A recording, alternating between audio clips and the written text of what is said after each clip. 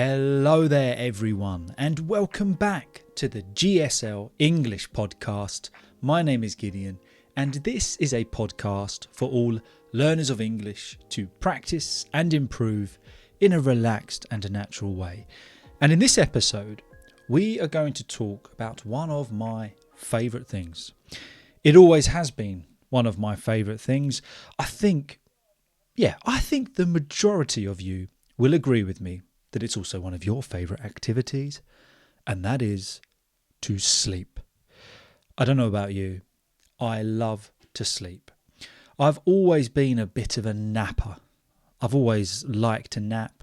Even now I like an afternoon nap if I ever get the chance. A nap is like a short sleep, so you're not going to bed for the night, but a little bit of a nap. Supposed to be a short sleep, but I would say more times than not, it ends up in being a lot longer and I waste the day. But that's besides the point. So that's what we're talking about today. We're going to talk about sleep, but also why sleep is so important. You know, what actually happens when we sleep? Why is it so essential that we regularly get a good night's sleep? And also I thought, if this is something that you struggle with, because I know that many people, many of my friends, the thought of getting a good night's sleep is a rarity. It never happens. And maybe you're the same. Maybe sleep for you is something that is actually quite hard to come by. So I've actually included some science-backed suggestions on how to sleep a bit better. How to sleep consistently at night. And of course, this is an English learning podcast. So throughout our discussion, we've got vocabulary, we've got reading, we've got it all here. So yeah, talking about sleep. Now, just before we get into that, we've got a few new subscribers here at the moment. Well, not at the moment. Hopefully you stay. But recently, we've gained a few new subscribers. So if you are new here, please allow me to introduce myself. My name is Gideon, as I said in the introduction. I'm an English teacher from London, and I create podcasts like this, basically with the idea of presenting the English language to you in a natural way. So in every episode, we've got a theme, we've got a topic that we're going to talk about, and I generally try and create interesting themes that will get you thinking in English. But whilst we're talking about those topics, we look at new vocabulary, but the episodes are not scripted. I've got an idea of what I want to talk about, what kind of direction I want to take it in, but I don't script it word for word, basically just so you can hear real English in its natural form. So yeah, thanks for subscribing, thanks for liking, and as always, thank you for interacting with this podcast in any way that you do. It helps me out and I appreciate it. And of course, as always, a big hello to those of you that are listening on Spotify. Now, if you are a returning viewer, you will notice that the plant is still not here. I think we decided on the name Janice for the plant that is not here. The plant's doing well. It's looking a lot better. I had overwatered it. So I was watering Janice. I think is that the name we agreed on last week? I'm pretty sure it was Janice. But yeah, I overwatered Janice. She's actually a lot better now, looking healthy, but I forgot to bring her up. I set everything up for recording, and being a lazy bones, I simply could not be bothered to go downstairs and get it. But Janice is doing well, and I hope she makes a return to the podcast next week.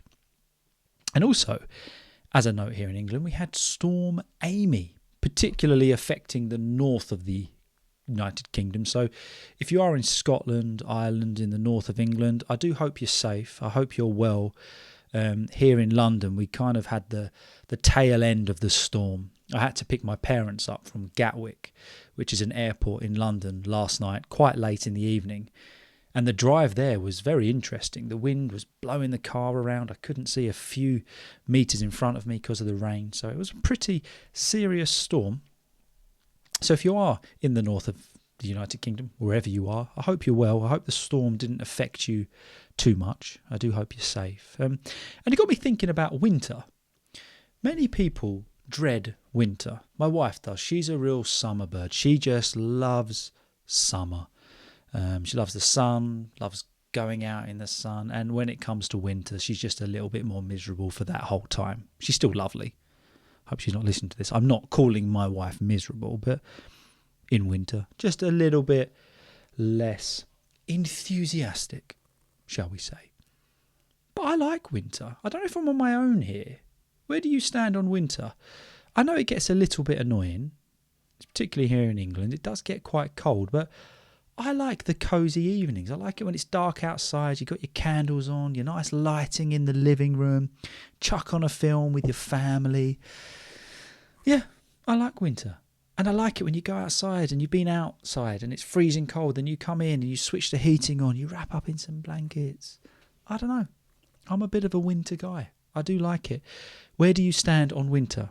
Do you like winter or do you hate it and you just long for summer?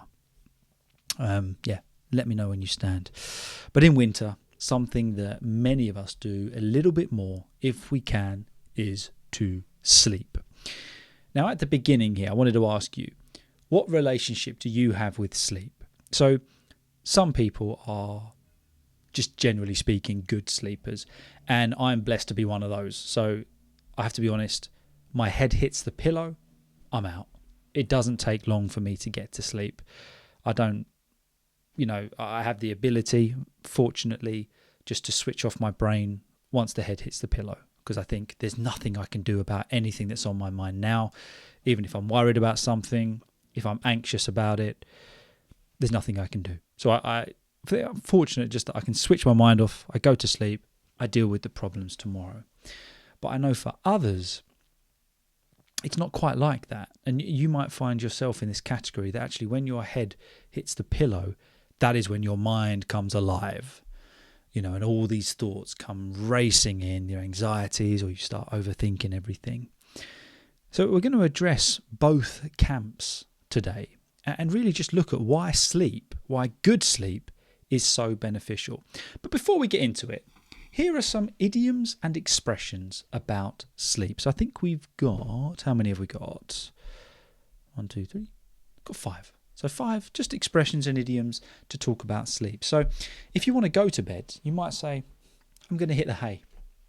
I'm going to hit the hay. But generally we blend that together. We don't say, right, I'm going to hit the hay. We'll say, I'm going to hit the hay. And that basically means I'm going to bed. And this phrase dates back to when people literally slept on hay-filled mattresses. So they were hitting the hay because their mattress was filled with hay. So if we're watching a film at night, I might say to my wife, I'm going to hit the hay, meaning I'm going to bed. Another one that I like to use a lot is I slept like a log. A log, long piece of wood. And basically, if you say that you slept like a log, it means that you slept very well. You were in a deep sleep. You had a good night's sleep. And when we think about a heavy piece of wood, maybe like a log from a tree, generally speaking, it doesn't move, does it? It's staying where it is. So when you sleep like a log, it's kind of putting the idea across that you slept so well that you didn't move. Or the alternative of that would be, I didn't sleep a wink. No. Did you have a good night's sleep, Gideon? No. I didn't sleep a wink. This means that you didn't sleep at all. A wink is a quick closing of one eye. So sometimes you might wink at someone. I've never been too good at winking. I can do it with my left eye, but my right eye just doesn't want to do it. Sorry for winking at you on camera there. That was a little bit weird. I make things weird. Don't mean to, but I do. So if you didn't sleep a wink, one eye didn't even close for a moment. It's an exaggeration. Of course, you did sleep a little bit. But if you've got something on your mind, if you're stressed, if you're ill, you might say, I didn't sleep a wink. You probably did sleep a little bit, but you feel like you didn't sleep a wink. And if you don't sleep well, that leads us on to a next expression. You might say, I need to catch up on some sleep. Oh no, we've got 6 expressions, not 5, sorry. Yeah, you might say, I need to catch up on some sleep. To catch up on. great phrasal verb. You say this when you've been short on rest, you want to sleep longer to recover. So maybe you've had a few nights in a row where you just haven't slept that well. And that kind of goes on to the next night and the next night. So you might say, I really need to catch up on some sleep. It's similar to, if you're watching a TV series and you miss a few episodes, you might say, I need to catch up on that. I need to catch up on that TV series I'm watching. So you can also say, I need to catch up on some sleep. One thing for me, someone said, did you fall to sleep quickly last night? I would say, oh yeah, I was out like a light. I was out like a light, meaning that you fell asleep immediately. What about you? If your head hits the pillow, are you out like a light?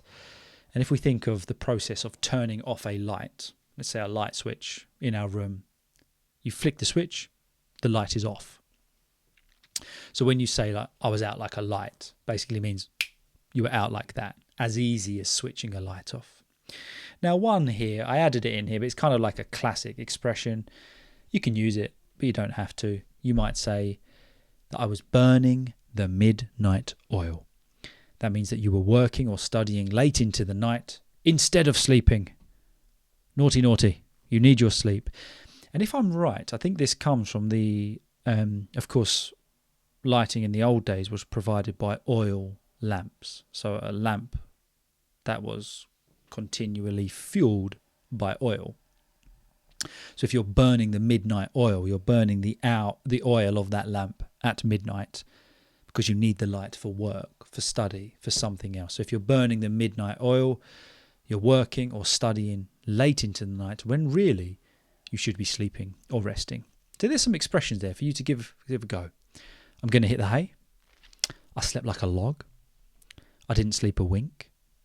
I need to catch up on some sleep. I was out like a light. And I've been burning the midnight oil. There you go. So why is sleep so important?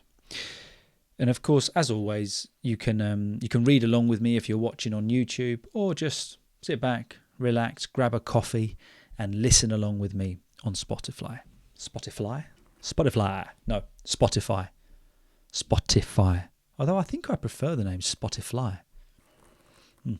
Why sleep is so important. Sleep is not just a break from life. It's an essential part of it. When you sleep, your body repairs itself, your brain processes information, and your heart and immune system recover. A growing body of research shows that good sleep improves memory, mood, concentration, and decision-making. According to Harvard Medical School, sleep also strengthens the immune system and supports a healthy metabolism. Without enough of it, people are more likely to catch colds, gain weight, or struggle to focus. Poor sleep doesn't only affect your physical health, it can damage your mental well-being too.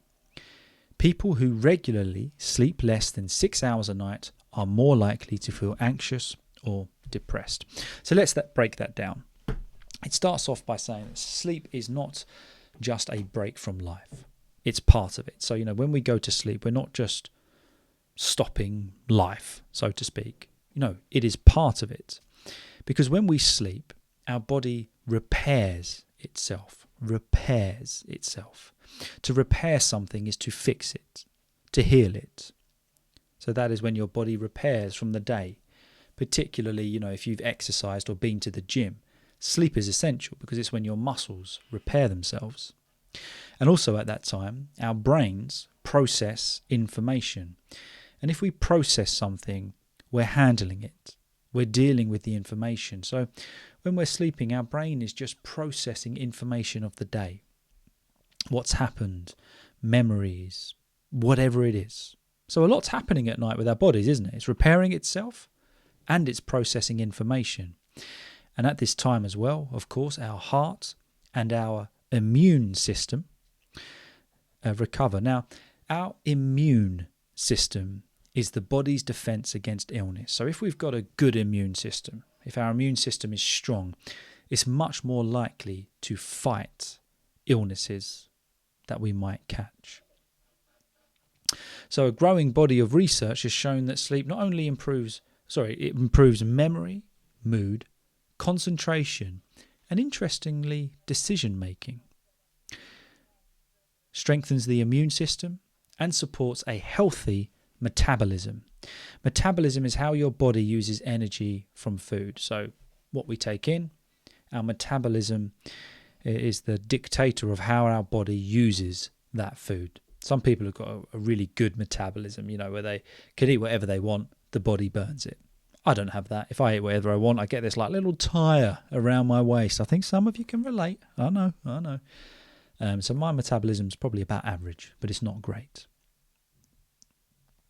So without enough sleep, basically we're more likely to catch a cold.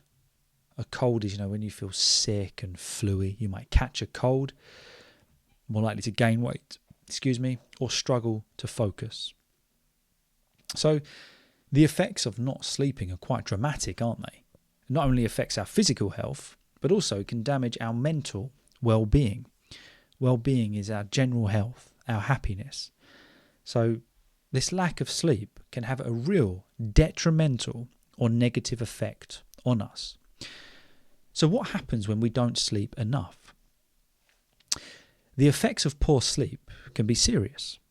Studies from the University of Chicago and the National Institutes of Health show that sleep deprivation increases the risk of heart disease, obesity, type 2 diabetes, high blood pressure. Lack of sleep also interferes with how your body controls blood sugar. In one study, after just one night of poor sleep, healthy volunteers showed signs of being pre-diabetic, meaning their bodies couldn't manage sugar properly. Sleep is also crucial for emotional control. People who don't sleep enough tend to be more irritable and react more strongly to stress. In the long term, constant tiredness can lead to burnout, memory problems, and even early aging. It's quite terrifying, really, isn't it? Got to get that good sleep. So here it's talking about sleep deprivation. And if we are deprived of something, we don't have enough of it, particularly something essential. So sleep deprivation, meaning that we don't have enough.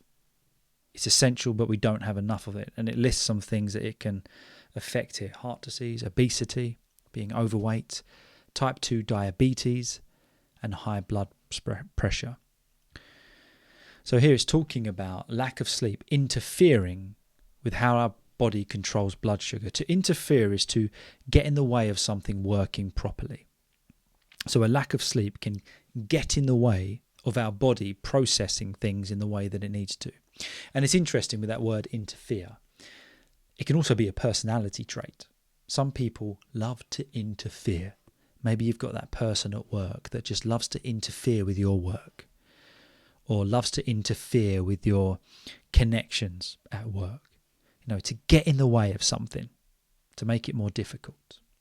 So one study showed that one night of poor sleep in healthy volunteers, so they took healthy volunteers, one night of poor sleep, after that they showed signs of being pre-diabetic. So pre-diabetic, showing early signs of diabetes, the issue with blood sugar.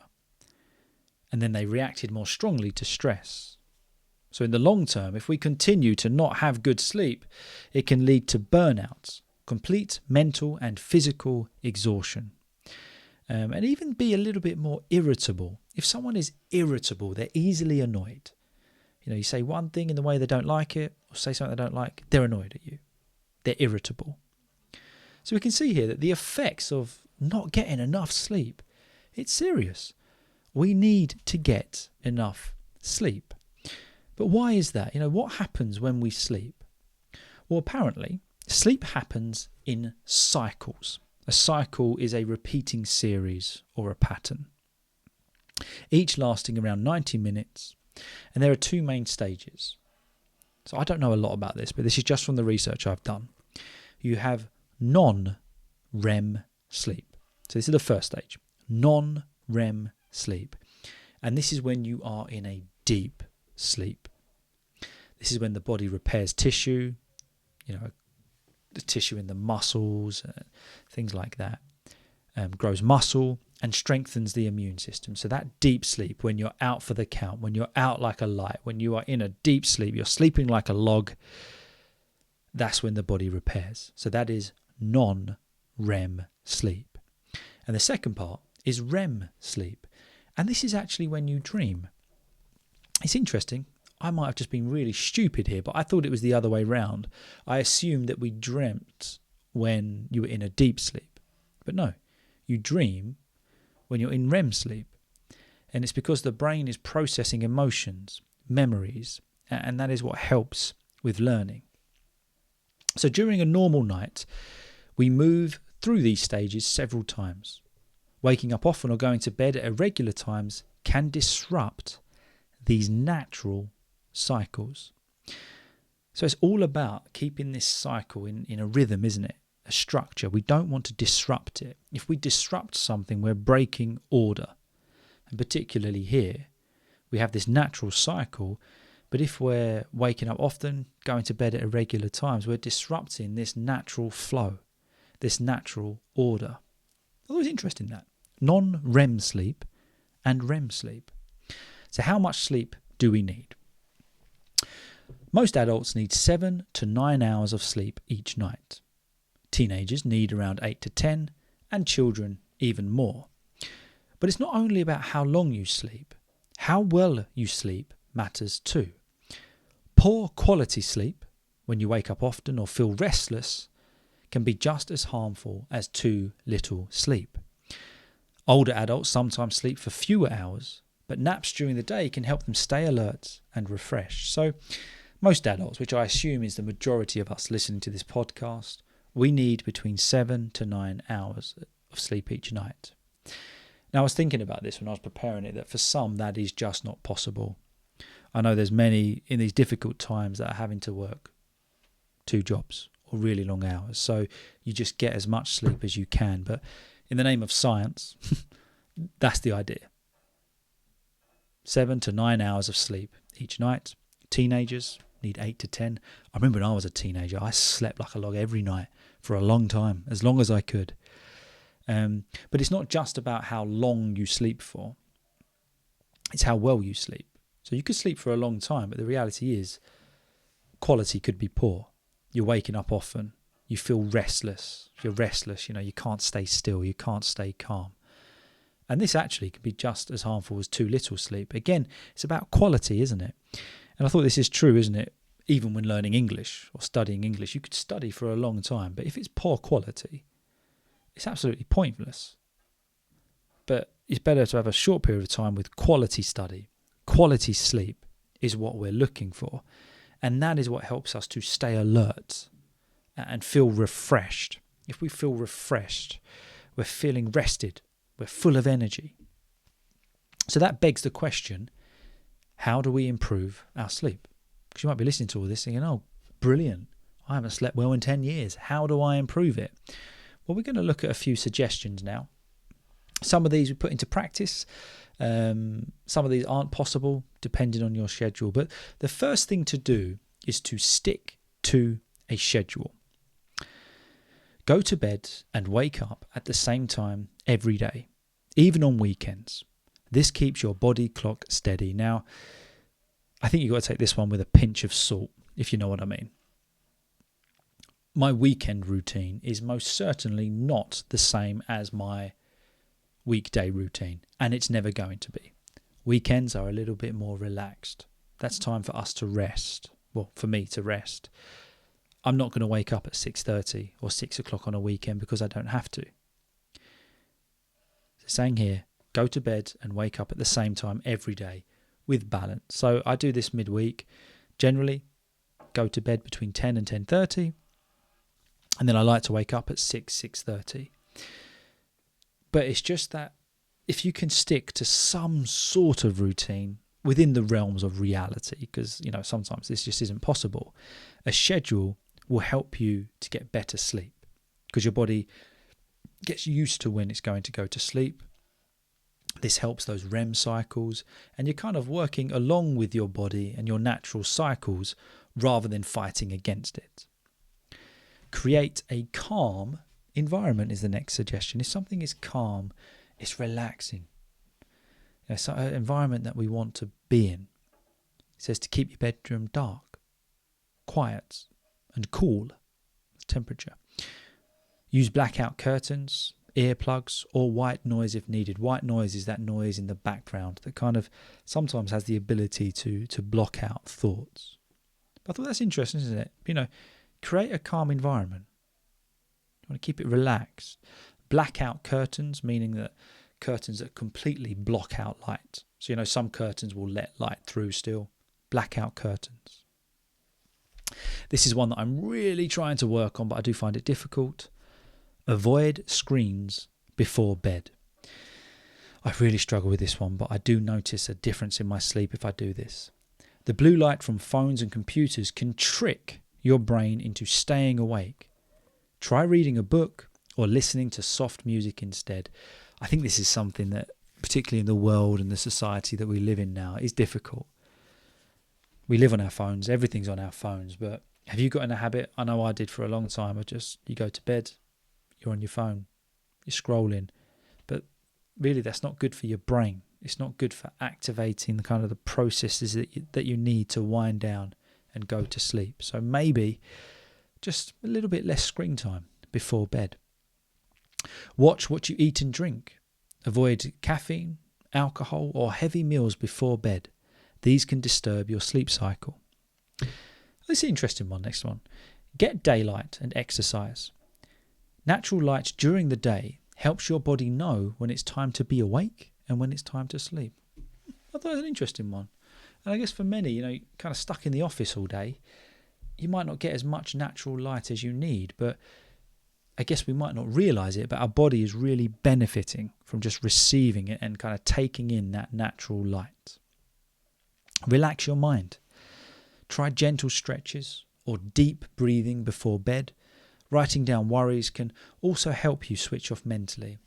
For me, that's never really worked, but I know for some, just before you go to bed, write down your anxieties, write down your worries. Then it's kind of like you've left them there safe and you'll pick them up in the morning. And for some, it kind of stops the process of them just going over and over again in your mind. And it gave a great bit of advice here that if you regularly struggle with insomnia, so the inability to sleep, or you wake up feeling exhausted, it might mean that we just need to speak to a doctor or a sleep specialist. Sleep is important. So it might be the situation that if we've done all this, or this is something that we've battled with for years, it might be time just to get some help if needed. So we've got a simple plan. If you struggle with sleep, start tonight. Choose a regular bedtime and wake up time. 1 hour before bed, switch off screens and lower the lights. Keep your bedroom calm and clutter-free. Clutter is bits and bobs all over the place. Free, get rid of the clutter. During the day, when possible, move your body and get sunlight. Before bed, breathe deeply or write down what's on your mind. Try this for a week. You may notice clearer thinking, a better mood, and more energy. I like this last point. Sleep is not a luxury, it's a necessity. It's as important as food, water, and air. Good sleep helps us live longer, think better, and feel happier. So tonight, don't burn the midnight oil, hit the hay early, sleep like a log, and give your body and mind the rest they deserve. It's interesting, isn't it? Sleep, how essential it is. But I do think we're starting to live in a world where we're so preoccupied with everything that we always have to do that sleep takes a back seat in our list of priorities. Whereas actually, if we want to be productive, if we want to achieve, if we want to accomplish things throughout the day, we should plan our sleep. Now, I like that point. Plan when you're going to bed. Plan when you're waking up. Something I'm definitely going to work on. I love sleep. But it's not just for the enjoyment of sleeping, is it? A lot's happening in our bodies, in our systems, So we've got to look after ourselves, and sleep helps us to do that. So let me know in the comments, are you a deep sleeper? Are you a good sleeper? Or is it something that you've always struggled with? What's helped you to sleep? And if you have got to this point in the podcast, you know what word we're going to have. Write sleep in the comments. So yeah, there you go. Thank you so much for watching. Thank you for listening as always. You're all amazing. You're all legends in my eyes. And have a good week. And if possible, get some sleep. All right. Have a good one, guys.